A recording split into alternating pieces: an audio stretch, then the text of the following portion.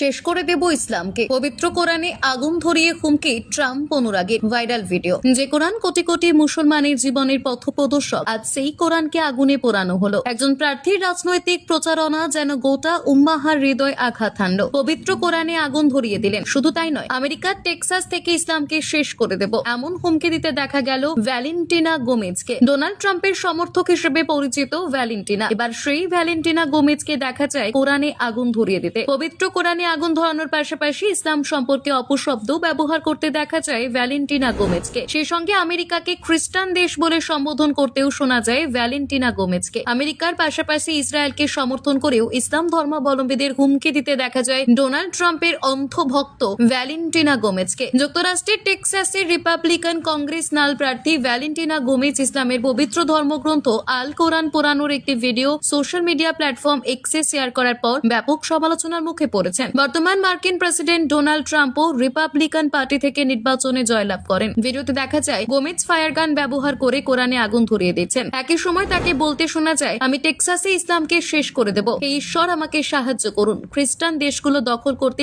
মুসলমানরা ধর্ষণ এবং হত্যা করছে। তিনি দর্শকদের রাজনৈতিকভাবে তাকে সমর্থন করার আহ্বান জানান। গোমেজ বলেন, আমাকে সংসদে পৌঁছাতে সাহায্য করুন যাতে আপনাদের কখনো মুসলিমদের ছোড়া পাথরের মুখোমুখি না হতে হয়। তিনি বর্তমানে টেক্সাসের 31তম কংগ্রেসনাল ডিস্ট্রিক্ট থেকে 2026 সালের নির্বাচনে রিপাবলিকান প্রার্থী হিসেবে প্রতিদ্বন্দ্বিতা করছেন। ভিডিওটি প্রকাশিত হওয়ার পর রাজনৈতিক নেতা, ধর্মীয় গোষ্ঠী এবং সাধারণ ব্যবহারকারীদের কাছ থেকে নিন্দার ঝড় ওঠে। আসন্ন নির্বাচনের প্রেক্ষাপটে ঘৃণামূলক বক্তব্য এবং ধর্মীয় অসহিষ্ণুতার বিচার নিয়ে নতুন উদ্বেগ তৈরি হয়েছে। গোমেজের বিতর্কিত কর্মকাণ্ড এর আগেও আলোচনায় আসে। 2024 সালের ডিসেম্বরে তিনি নিউ ইয়র্কে একটি বিক্ষোভে অংশ নেন, যেখানে অভিবাসীর প্রতীক হিসেবে স্থাপন করা একটি ডামিকে গুলি করেন। ওই সময় তিনি সহিংস অপরাধে অভিযুক্ত অভিবাসীদের প্রকাশ্যে ফাঁসি দেওয়ার আহ্বান জানান। সেই ভিডিও ব্যাপক সমালোচিত হয় এবং পরে তা সরিয়ে ফেলা হয়। পরবর্তীতে তার ইনস্টাগ্রাম অ্যাকাউন্টও নিষিদ্ধ করা হয়। প্রতিক্রিয়ায় গোমেজ দাবি করেন, আমার ভিডিও অপসারণ এবং অ্যাকাউন্ট নিষ্ক্রিয় করা প্রমাণ করে যে আমি ক্ষমতার জন্য সবচেয়ে বড় হুমকি, কারণ আমি যা দেখি তাই বলি।